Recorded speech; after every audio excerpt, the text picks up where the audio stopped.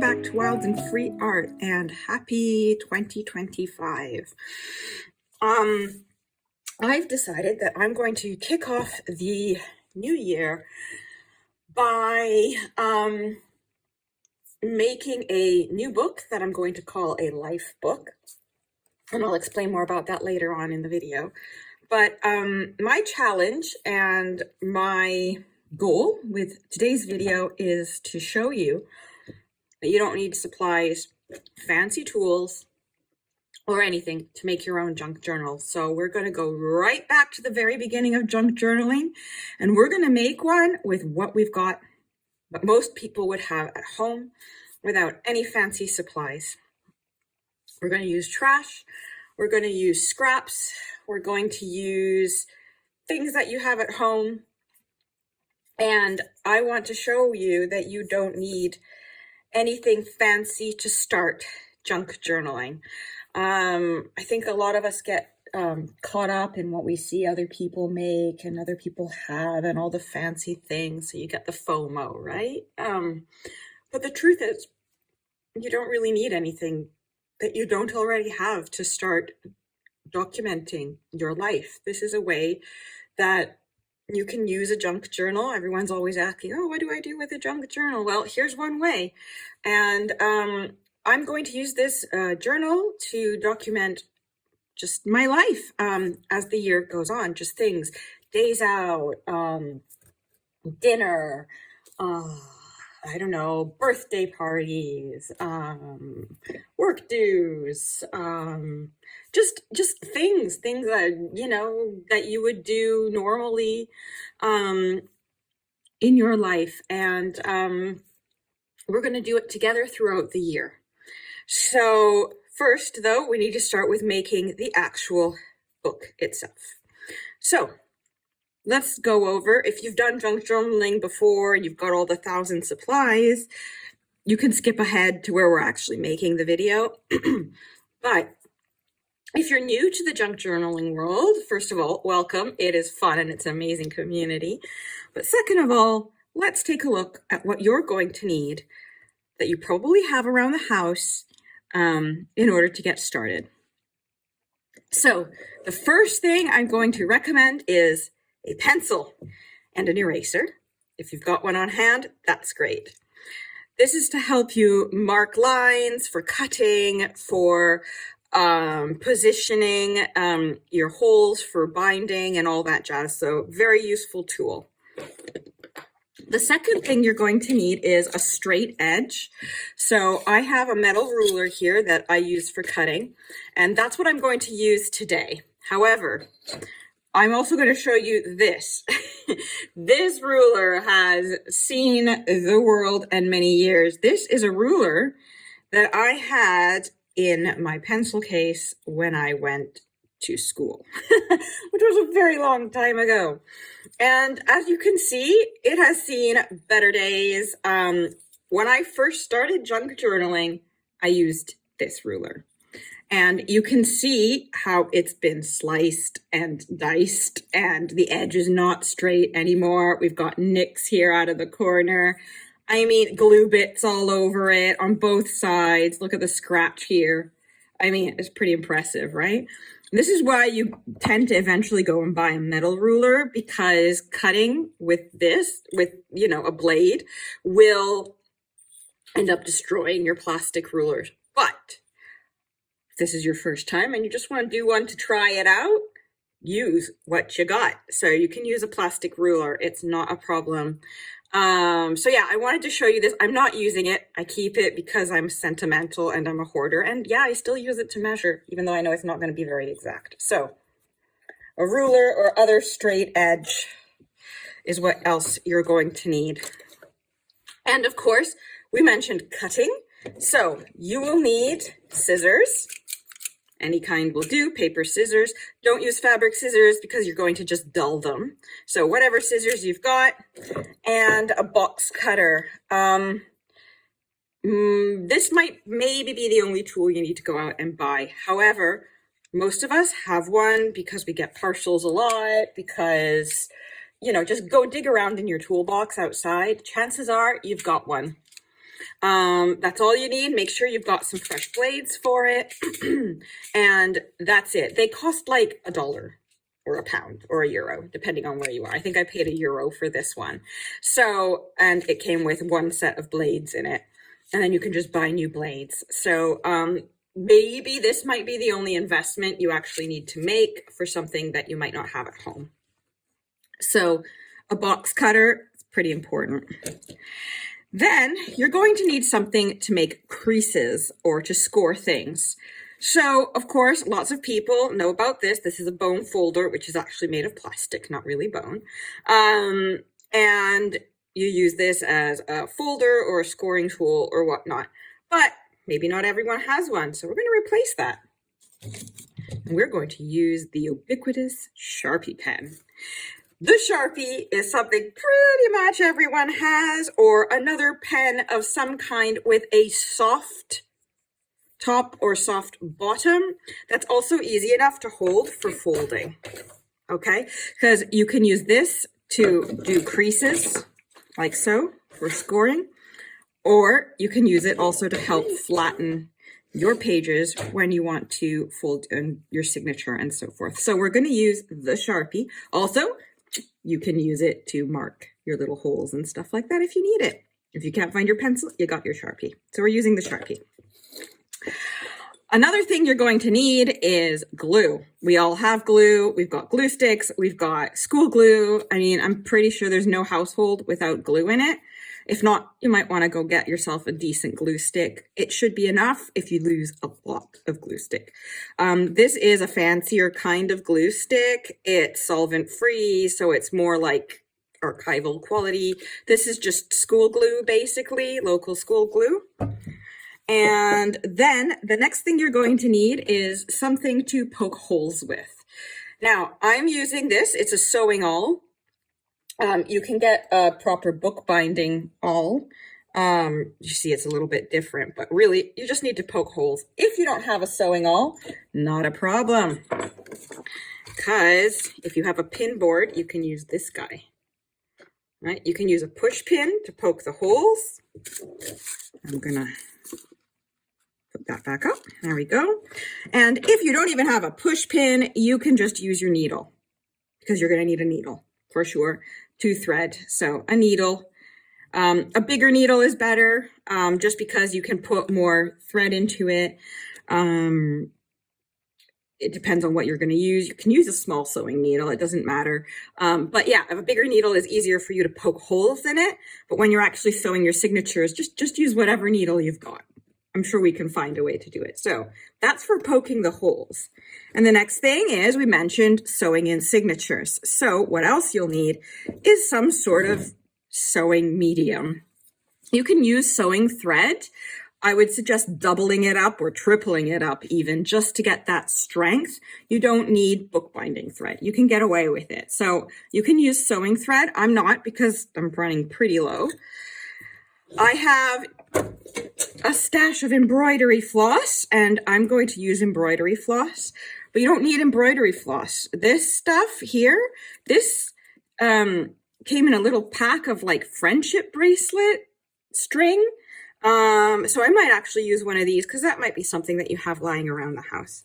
But if you don't have embroidery floss, you can use thread, or you can use twine. You just need to make sure you have a needle big enough for it, and that you can punch the hole for it to go through. Butcher's cord. And okay, we're doing a sewing binding, but there's also a non-sewing binding, so you don't even need to sew. I have plenty of other videos on different ways to put a book together without having to sew it, but I'm going to be sewing this one. So I'm going to probably use something that's in here rather than this or my normal thread. And then last but not least, something to cut on. So most people will recognize this. This is a cutting mat, and it's a great tool to have, but let's say you don't have one. No problem. Because instead of that, we're going to use something that pretty much everyone has, even people who don't really cook, a cutting board. This is just a super cheapo, very well used and well loved cutting board from IKEA. I think it cost us also like €1 or something, or a pound. I don't remember. It was a pack of 3 or something. Anyways, simple cutting board, a wooden cutting board will do. That's totally fine. So these are the tools that you'll need. Now let's have a look at what other things you're going to need in order to make your book. You're going to need something to make a cover. Now, there are so many things you can use for covers. I'm going to be using this. This is the lid of a shoebox. It's very sturdy, very strong, and I also just really like the pattern, and I think it'll look really nice as a book cover. But you can use packaging. This is packaging. As long as it's hard, you can use cereal boxes. You can use other boxes from food, Amazon packaging. I've got, this is Amazon packaging for soft cover, bubble mailer, also good for soft covers. I keep them all. Look at this. I'm a hoarder. I even have plastic bags. You can use whatever you want to make your cover. I'm going to do a hardcover one just because, but again, cereal box, you can cover it, you can decorate it with whatever you want. I'm not going to be doing much decorating because I think it just, it speaks on its own, doesn't it, in my opinion. I might cover this bit up, but we'll see. And then you need paper. We don't need scrapbooking paper. You don't need fancy paper. You just need your recycle bin. Dig it out. You'll find what you need. Trust me. I've brought a few samples of what I'm going to choose from. Now, I'm not going to use all of it, obviously, but I am going to select from this. So, first option, gift wrap, wrapping paper. You keep it. Some of it's really cute. I mean, check that. These are all wrapping paper that's been given to me. It's used. See, it's all been folded and bent. But I kept it because I was like, hello, you're awesome. So gift wrap. Next option, paper bags. I've got a whole selection of paper bags. I got these from like buying bread and just stuff. I love the designs on these ones. This one's just a simple plain white one. This one was used to like have cutlery in it and stuff like that in a restaurant, and I totally swiped it. So paper bags, that's also paper. Magazines, coloring books. So this is a magazine. It's a mandala, magazine thing. And it's got tons of stuff. Beautiful papers, colors, things that you can put in. Random letter ones. Look at that. MD. Don't even know. Various things. You've got really cool typography here, something really nice. This one's already been colored in it. It just adds to it, So, magazines, old school books. This is from my daughter when she was learning how to handwrite. We used it a little bit, then we got bored, and all of this is paper just waiting to be used. Again, speaking of school stuff, we've got notebooks. So, notebooks, paper pads. Pretty sure we all have some. Look at that, nice drawings from the kids. These are all used. We've even lost the covers on these. No idea where that went. Then we have little booklets. This came with a pack of seeds. And you can use it. It's already folded even, so that works. Book pages. These come from a number of different things. These are just regular book pages. This is from a map. This is flags of the world. It's just, I don't even know where that one came from. These are just books. So you've got an old book that's falling apart. Take it. No problem. Envelopes. The ubiquitous envelope. Junk mail. We get so much of this. You can use it. You can use it like this as a pocket. You can open it and just use it as pages, and then you can just decorate that part. You can decorate it all and stick it in. You can bind it in this way. You take it apart, bind it, and then you put it back together again. Manila envelope. This is something that some medical exams came in. So you can just, anything you've got. paper placemat. Yep, I swiped this from a restaurant. It's a placemat. Managed to not get it dirty, so I just, you know, tucked it in my bag. So, placemats. And last but not least, packaging. Amazon packaging. The brown paper where your stuff comes wrapped in.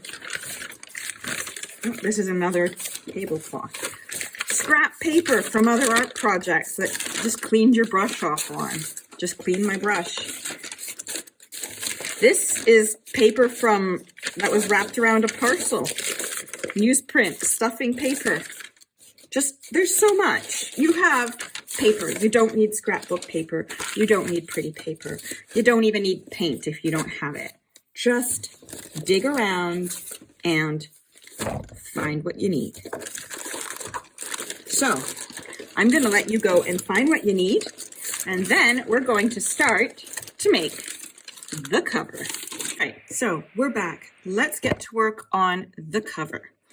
So the first thing I'm going to do is to carefully cut the edges off my cardboard.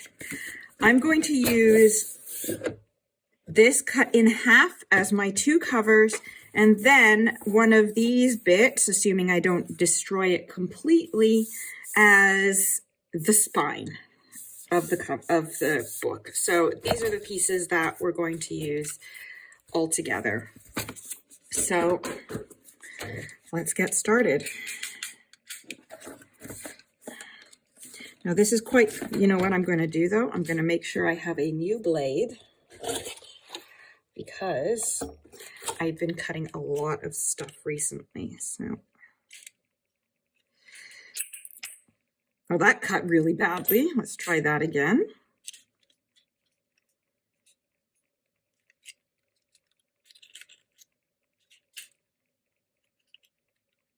There we go. That broke off much better. So, new blade usually means we're going to do this without killing ourselves too much and slicing off fingers. Oh yeah, that's like butter.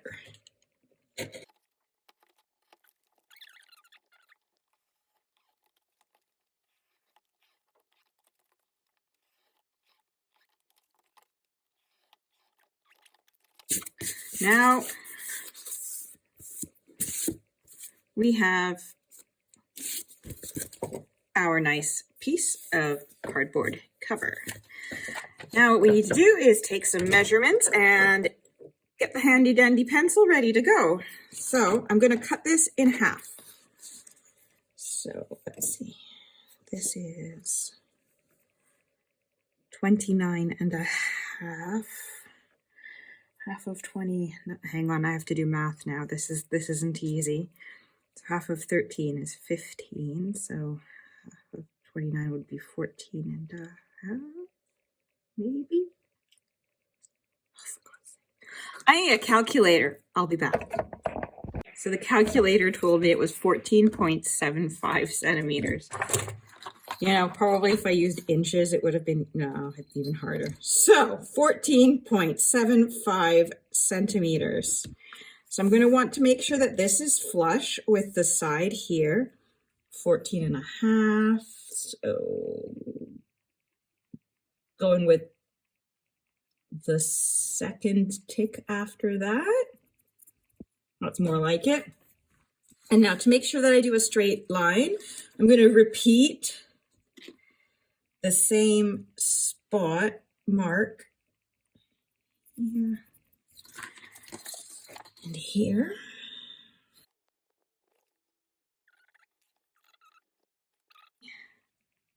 More or less, I think we've got it. So that means we can do some slicing.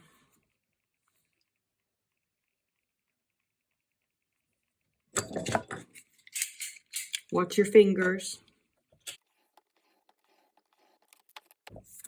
Okay, so it's not exactly perfect, but I don't think it's bad. It looks really nice, actually.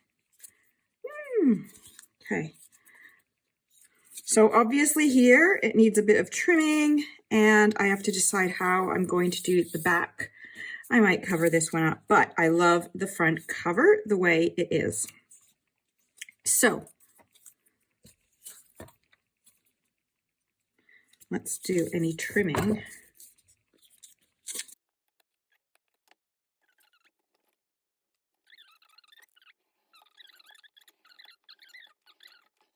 Now they're exactly the same size. So I have to decide, do I want my flower? I think I want my flowers like this. What do you think? Yeah? All right. So we have this. Now it's time for our spine. I'm going to take a piece that looks pretty much the same height, just a little trim. So I'm going to take my reference here.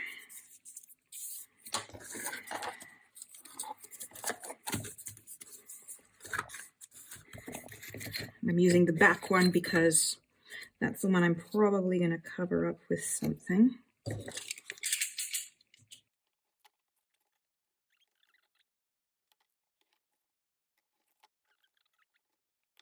So now we have all the pieces that we're going to use for our cover. So when you're doing this, it might be a good idea for you, especially if this is your first time doing it, to write on the back what each piece is going to be. So for this case, for example, this is going to be my front cover. I've decided I'm going to have it with the flowers up. So I'm just going to put here a little arrow showing me the top and front. Okay, and then this one, I haven't really, I might just do like a half thing. I'm not sure. But anyways, I've decided that I'm going to use it this way. So I'm going to put that there and put that. Spine is pretty self-explanatory, but if you have something on it or a decoration you want to put on it, you can always put the arrow to do the top. And it's handy for when we're doing our holes later. So here we are. Now, I'm going to take a little break first, and before we get started on putting it all together, I'm going to pick the papers that I want to use for my signature out of that stack of stuff, and we're going to prepare the signatures because I want to make sure that I have the right amount of signatures in my text block and that this will be the right size to go around it and fit around it.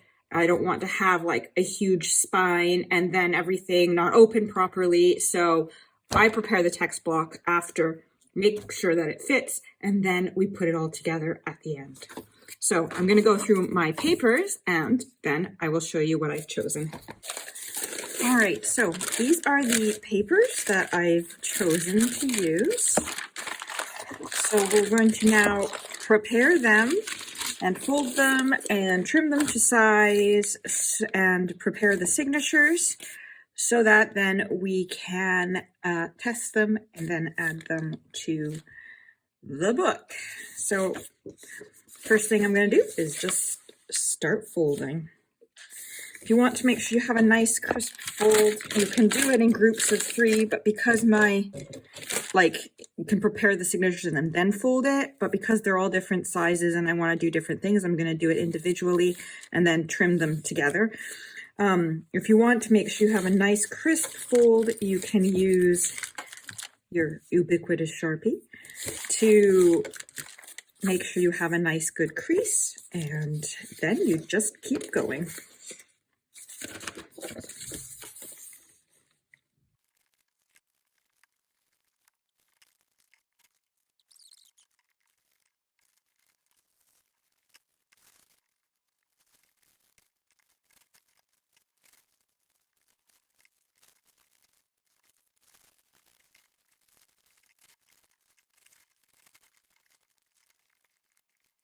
Okay, so now I'm going to count them. I've decided I'm going to make 3 signatures. So I'm just going to make sure that I have the right number of papers, and then we're going to begin to trim them to size.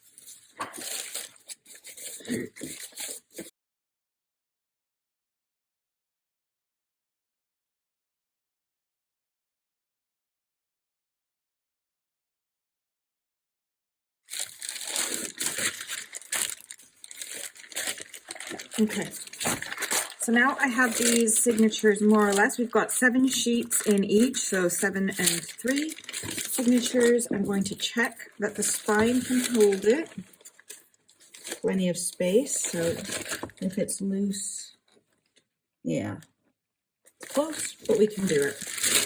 So now what I need to do is I need to trim these down to size. So best bet, to at least give us a start point, is to remeasure this again and basically just start trimming it down.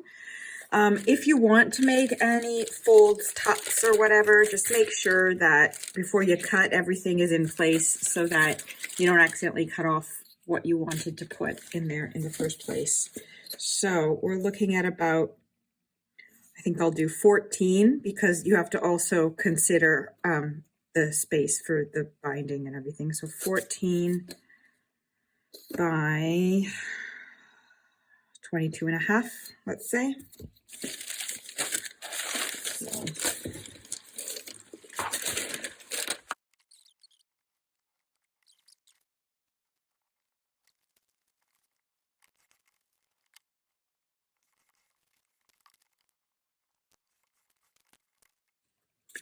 All right, it might end up being trimmed a little bit more after, but I think this is a good size. So I'm going to do the others the same way. I'm just going to use this as a template on that and mark it, and then trim it to the size I want it to be.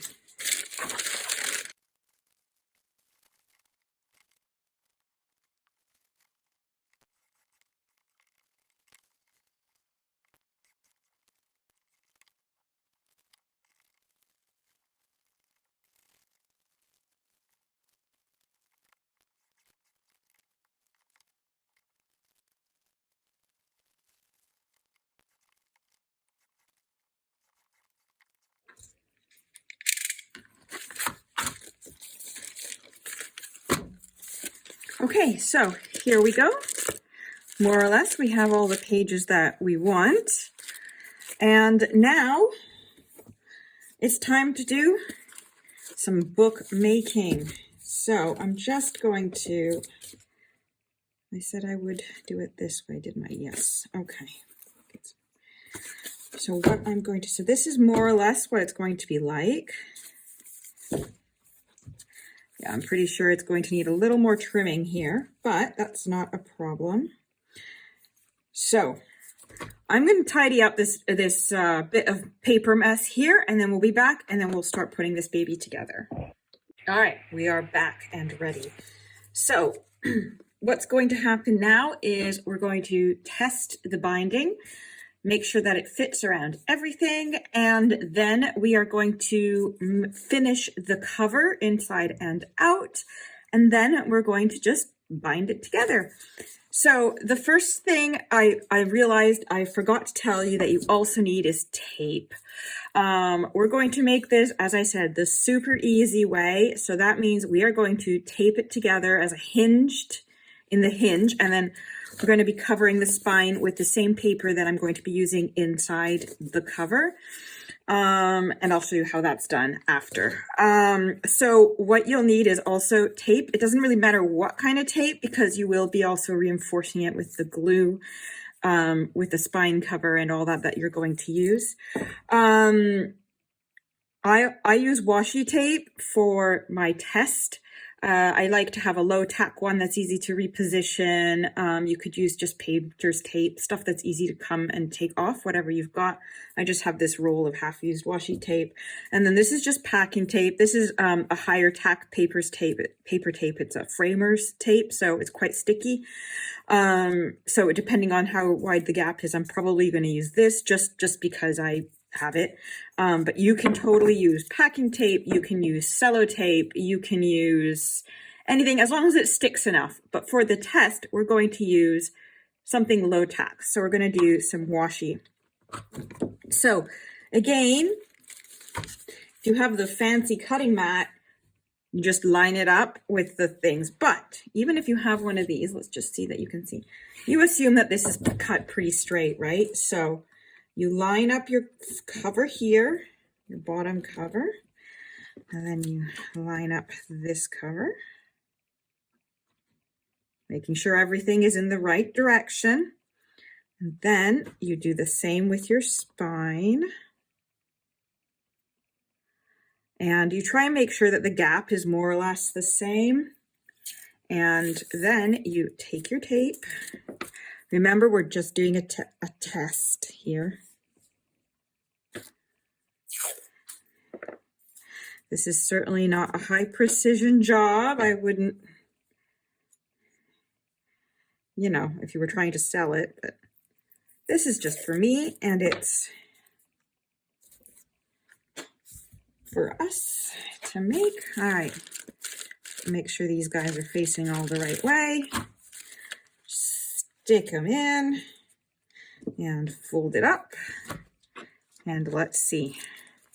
Now, because this book will be filled, I want to leave a lot of gap. I want it to have like a triangle shape, like a wedge, like this between. But I think that this is too much of a gap here, especially back here. So we're going to do this again.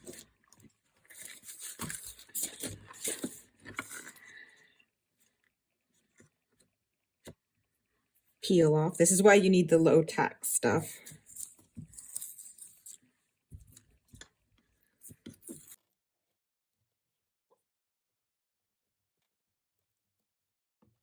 I'm going to get my ruler, and I'm going to make sure that this is a bit better difference. Let's see, we've got a half.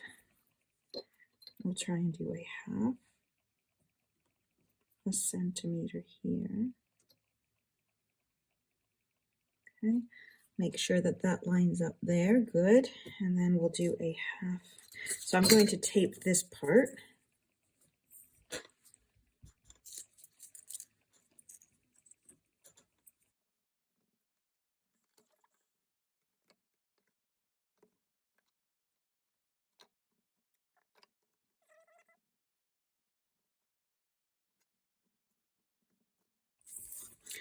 Okay, so we'll try it at half. My spine isn't perfectly lined up, but it will do for now.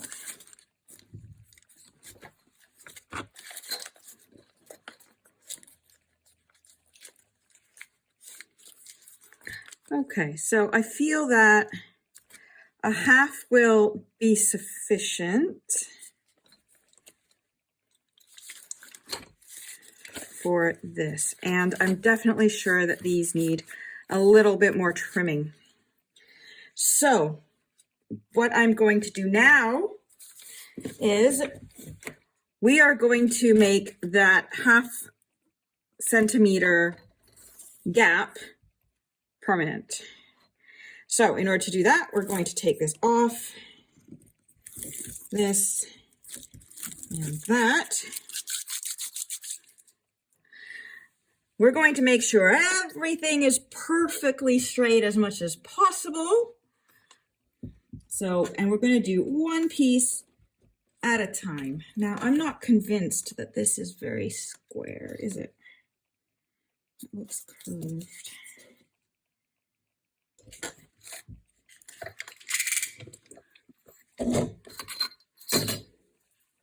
Okay.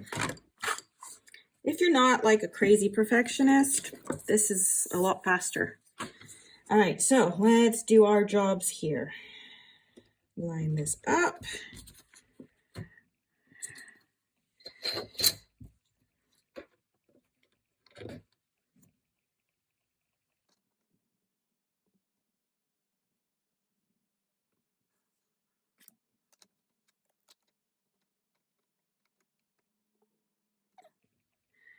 So here we go. Now I've made sure that's all lined up. It's time to tape a little bit. So I'm just going to start with this because if you screw up, then it's easier to just cut it and go.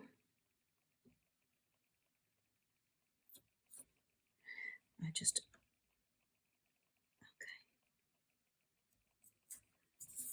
There we go. And then you're going to want to use your Sharpie just to get in there because we want to make sure that it can still move. All right, now we've done one piece, it's time to do the next.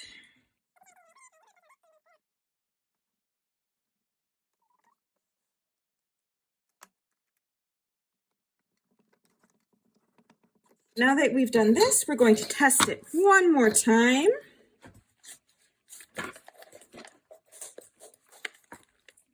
That's going to be a beautiful wedge shape. Look at that. Lovely. So knowing this, I'm going to tape the other bits as well, the other side, and we'll make sure everything is really nice and strong, and fold it over.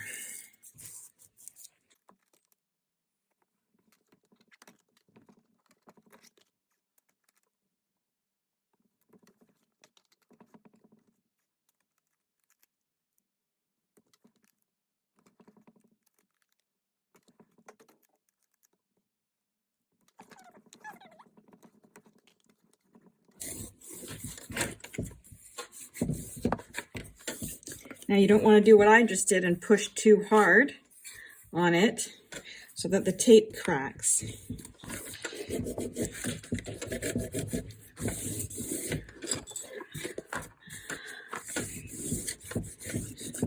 Okay, so now we have our cover, more or less. So what I'm going to do now is I'm just going to give these a quick, tiny little trim just on the edge there, because I think that's where, and the top, because, yeah, they're still sticking out. I'm going to get rid of maybe 1/2 centimeter on each end, and that should be more than enough. And then I'll be back, and we will start doing the inside and the spine and sew these guys in. So everything has been, once again, trimmed up.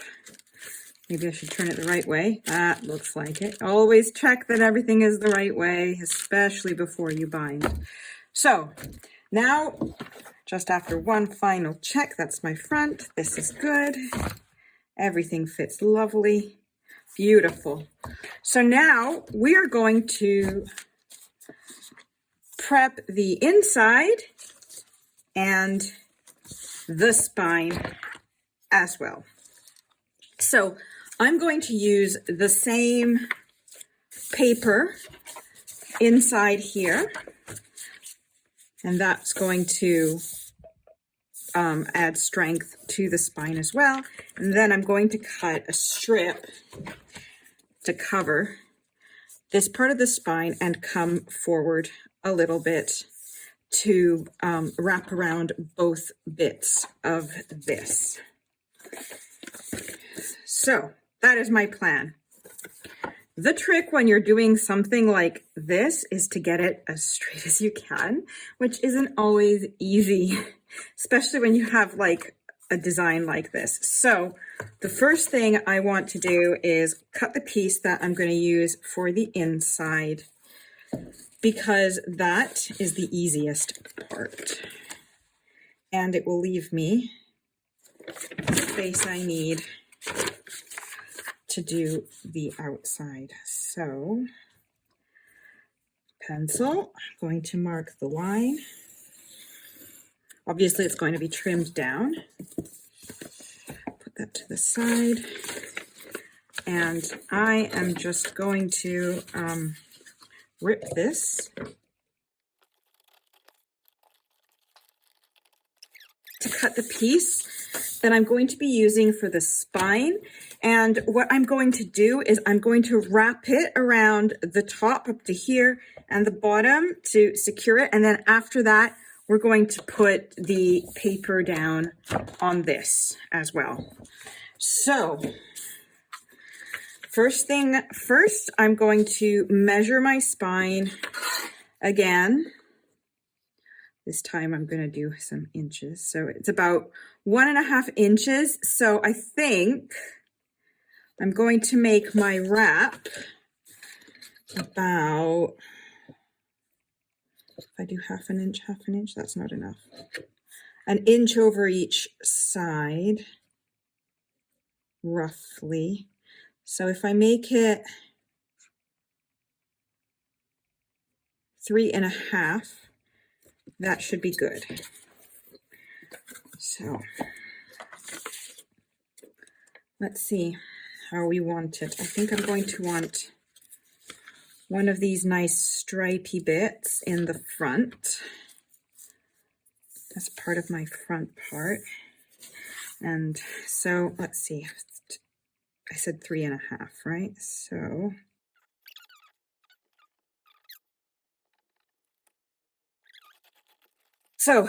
the reason I'm going to make it bigger is because what I want to do is to make sure I have something very clean that won't peel up and rip, is I'm going to actually fold the edge in so that it's a crisp, clean, like, edge on the side after I've done all of this. So this and this should be perfect for the wrapping.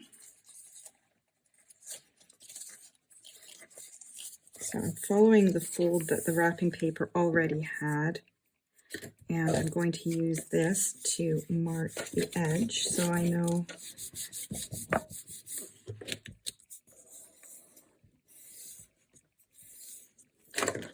where that fold is going as well.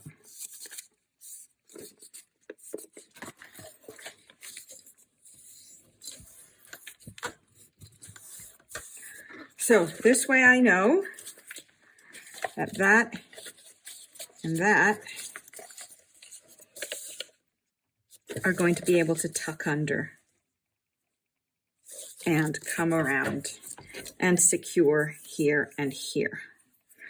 So the next step I want to do is I want to make sure I have nice straight edges for my fold and that I cover everything to the distance that I want it to cover. So I know I want this here. So I'm going to do my best to make a nice straight line and score it.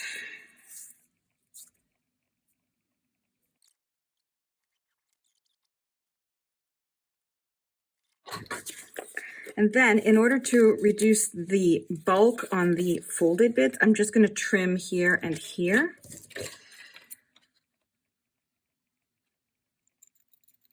Still going to leave a little bit to fold under.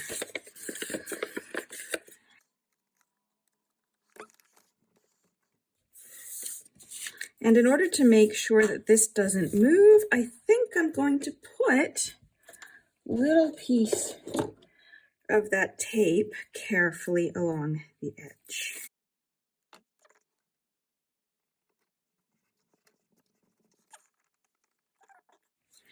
Then I want to do a fold on this one here as well.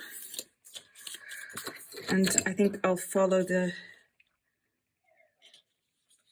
spotty line on that one. So take the fold.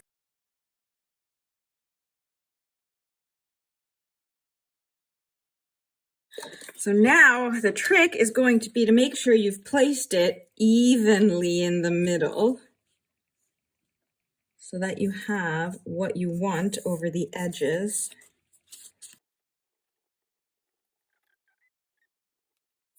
Okay, so now, careful not to rip the paper.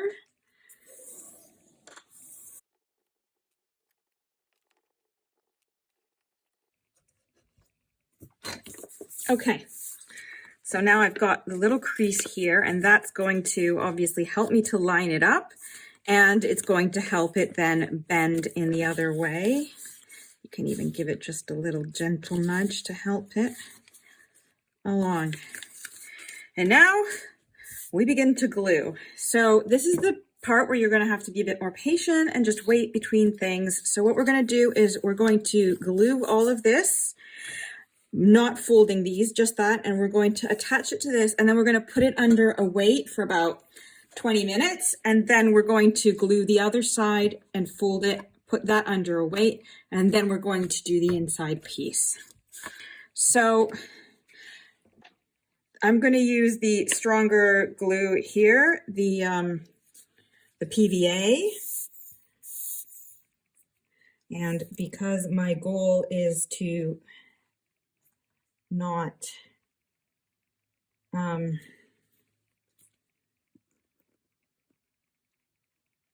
want to make sure I have extra glue on the spine, but then I'm going to do it in here.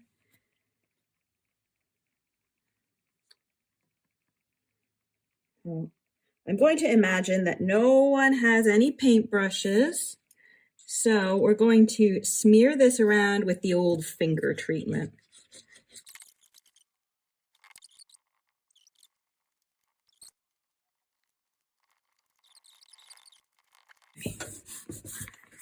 Now, I'm going to put some weight on that.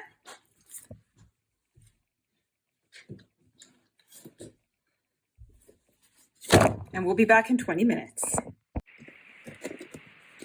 Okay, so it's been about half an hour or so. Let's have a look. That's all right. I did get some bending, but that's okay. And there we go. That's looking good. Now it's time to do the other end. So I'm just going to make sure everything folds nicely here. And we're going to add our glue, use the old finger trick.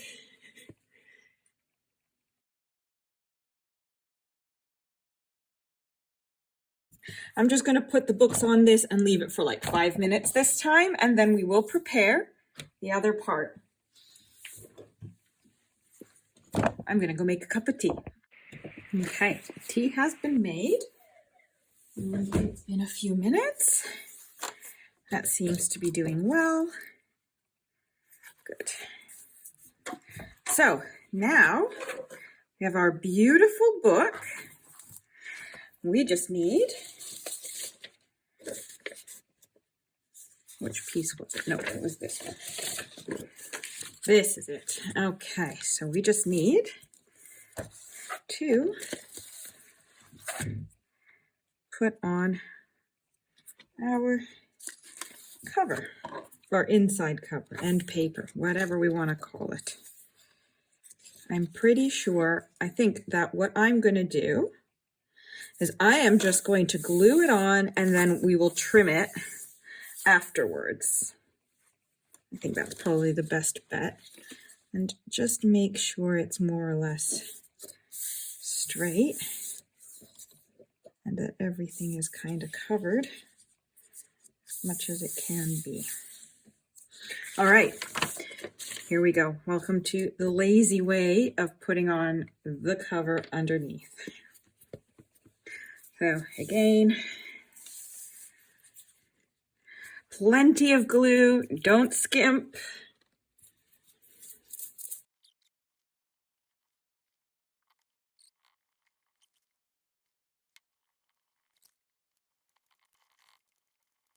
And I am going to put some weight on this for around 20 minutes or so, and then we are going to give this a trim. All right, we are on the final phase. Believe it or not, we are almost done here. So that has dried nicely. So all we're going to do now is just trim off the excess here on the sides, and it is time .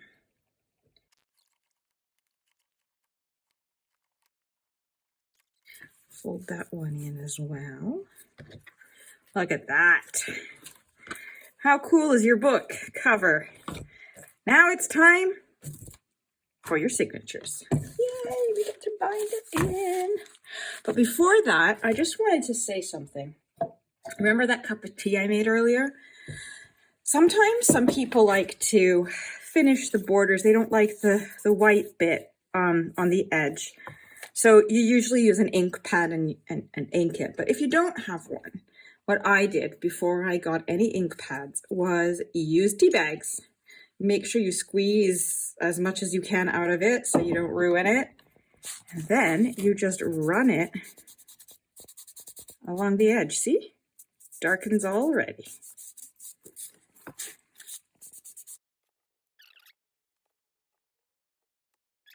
Now you have inked and got tea everywhere. So I'm just going to clean that and I will be back in a moment. Tea situation is more or less under control. So now is time to poke our holes and sew in our pages, and then we finished the book pretty much. So what I'm going to do is grab a scrap piece of paper. Okay, and we're going to make a template just to make sure that our holes are all more or less the same size. We're going to do a 3-hole pamphlet stitch because it's the simplest and it's the easiest, and I want this to be like a really beginner friendly tutorial. So a 3-hole pamphlet stitch where basically you go in from the middle, out, in, up, out, and in, and tie. And each one is bound in separately, and this gets bound straight into the spine. So it's really easy for beginners to do. But in order to make sure that all our spots are in the right space, it's a good idea to have a template. And so basically you get your height,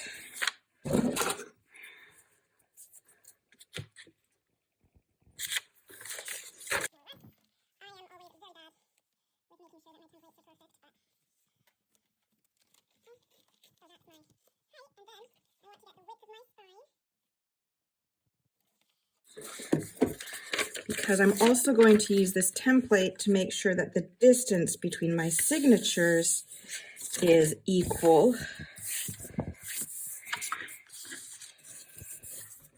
Okay. More or less.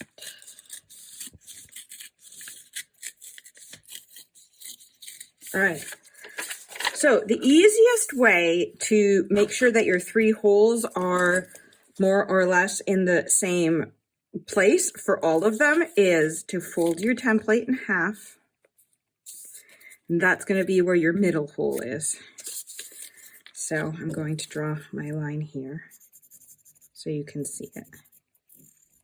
Okay, and then you keep that folded in half again, and you're going to fold it about, I don't know, 1/2 inch from the top. So that basically you're going to start your stitch here, and that is going to be your top and your bottom.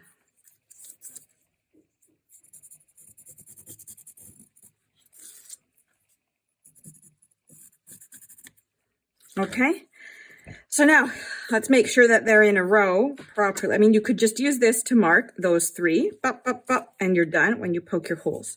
But obviously I have 3 to stitch in here, and I want to make sure that they get stitched in properly. So to be stitched in straight. So I am just doing this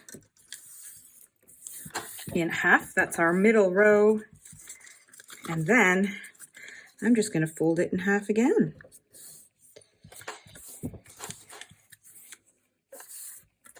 So now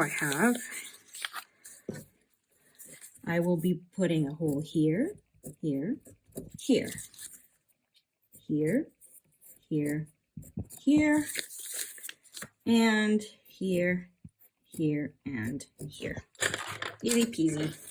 So that way we've got that. Now, to make sure that you do things consistently and keep things in the right direction, always mark the top so that the holes are lined up properly. So now let's punch some holes.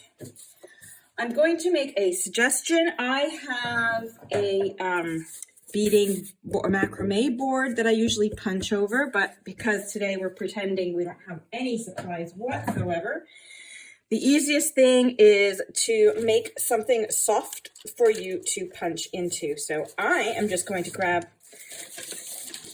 a stack of scrap paper. That's going to be soft enough for everything to punch into. So what we're going to do is I am going to use this today to show you how we do it. So you just open your signature to find your middle. Ideally, if you can, use paper clip or something just to hold it in place. Make sure that the papers don't slide around. Make sure it's facing the right way up. Okay, so that's the top of this signature. So I'm going to put it with the arrow facing, where is it? I lost it already. This way is up, arrow facing this way. Okay. So I am just going to line this up with the middle crease. And we're just going to punch it.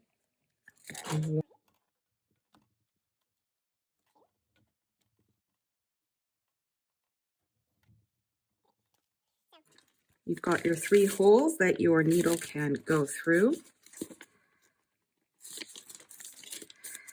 And you might need to do it again just to, there we go, be sure, because it's not a proper O. And then you're going to repeat this with the other 2 signatures, always making sure that the up is facing up.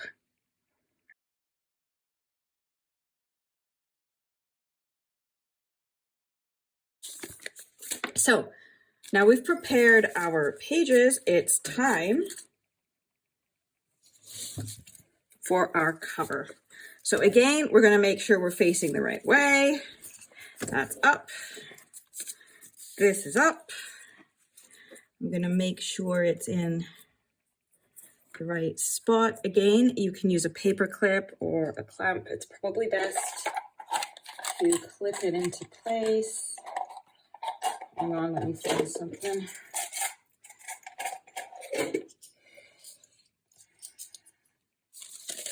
I'm just using this so I don't damage the cover.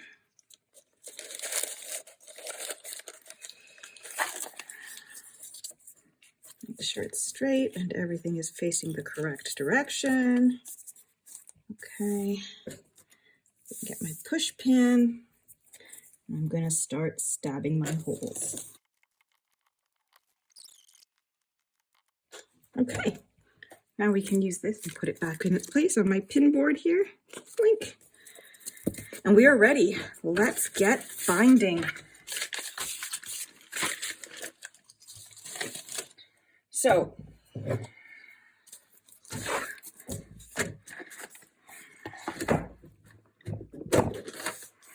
let's see what color I'm going to go for. I might go for something kind of coppery gold.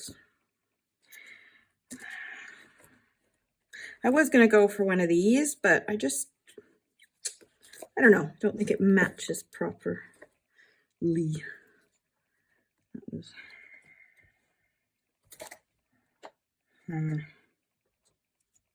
Yeah, I think I'll go with this one. All right. So let's begin. We're going to bind it in. So 1, 2.5 roughly. I always go a little extra. There you go. You need to get your needle.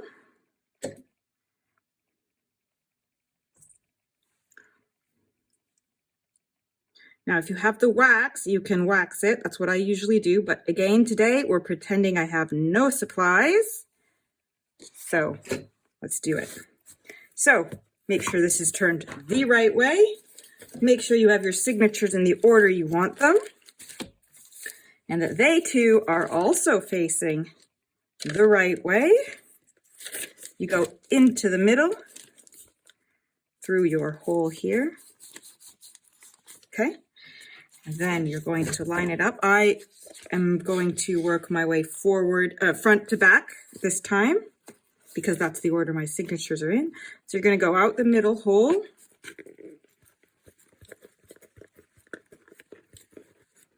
Come on. Pin was a bit small in the hole. Okay, there we go. You're going to leave a tail because you're going to use that to tie. Then you're going to come in through the hole, either top or bottom. It's up to you. And then you're going to go through your signature as well.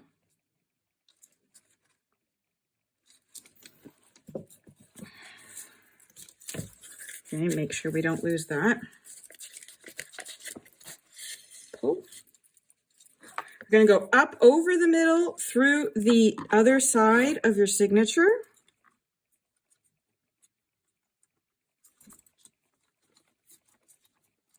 Oh, trying not to lose the things. Go through the correct hole here.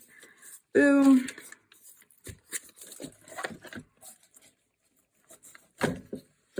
And now we're going to go back through the middle hole that we came out of. This is the part where it's tricky, especially when you're using embroidery floss, because you might catch the thread or go in between the thread. So just be mindful. Okay. To do that. Come on, I can see you. There we go. And you're going to come through that. Okay.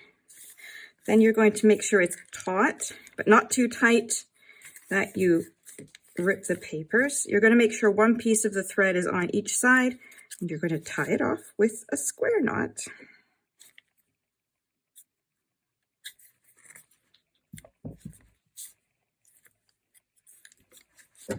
And trim off the excess.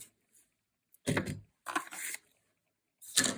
that is your first signature bound in, checking that it's all the right way.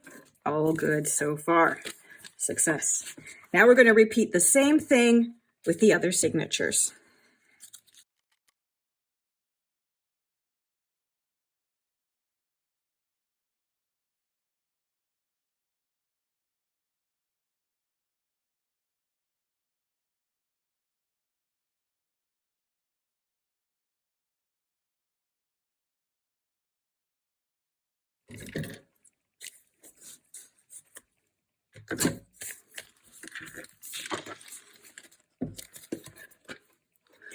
And here we go.